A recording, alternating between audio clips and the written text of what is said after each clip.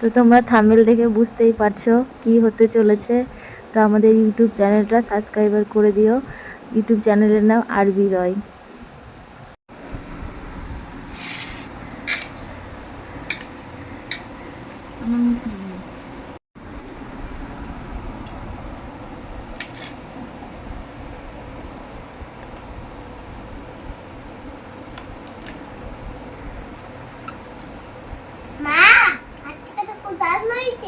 দারুণ হয়েছে।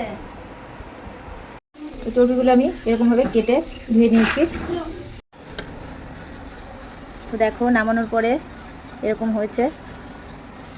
তো ভিডিওটি ভালো লাগলে অবশ্যই লাইক করো, শেয়ার করো।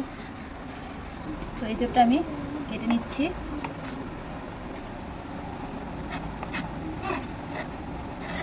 তো সেদ্ধ করবো, একটু হলুদ দিয়ে দিচ্ছি, এঁচড়গুলো দিয়ে দিচ্ছি।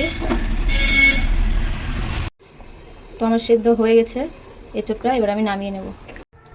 এবার আমি তেল দিয়ে দিচ্ছি, আলুগুলো ভেজে নেব। আলুগুলো দিয়ে দিচ্ছি লবণ। তো আমার আলুগুলো ভাজা হয়ে গেল। আমি আলুগুলো উঠিয়ে নিচ্ছি। আলুগুলো কিন্তু আমি কেটেছি মাংসের মতন করে, খাসির চর্বি দিয়ে হবে, মাংসের মতনই। তো আমি ওই তেলে আর একটু তেল দিয়ে দিচ্ছি, আর দেব ফোড়নে দেব শুকনো লঙ্কা, দারচিনি, কাঁচা জিরে, লবঙ্গ, ছোটো এলাচ সব আমি ফোড়ন দিয়ে দিচ্ছি। দেবো এবার আমি পেঁয়াজ আর দেবো কাঁচা লঙ্কা চিড়ে রেখেছি, দিয়ে দেবো। আর দেবো আমি তেজপাতা দিয়ে নাড়াচাড়া করে পেঁয়াজটা ভাজা ভাজা করে নেব। আমার পেঁয়াজ ভাজা হয়ে গেছে।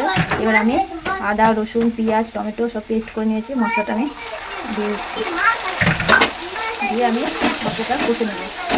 গুঁড়ো মশলাতে যাবে জিরার গুঁড়ো,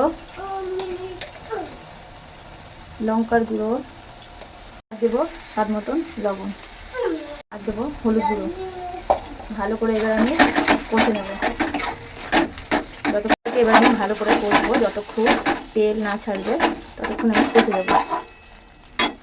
এই চর্বিগুলো আমি এরকমভাবে কেটে ধুয়ে নিয়েছি। মশলা আমার কষানো হয়ে গেছে। এবার আমি চর্বিগুলো দিয়ে দেবো। তেল আমি কম দিয়েছি, চর্বি দিয়ে নেড়ে হবে, তেল বেরোবে।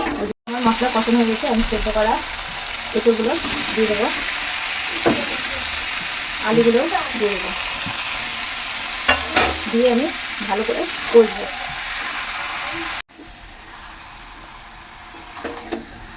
ভালো করে কষে নিচ্ছি। চিনি দিয়ে দিচ্ছি স্বাদ আনার জন্য। আমি জল দিয়ে দিচ্ছি। আমি জল দিয়ে দিয়েছি। এবার আমি ঢেকে দেব।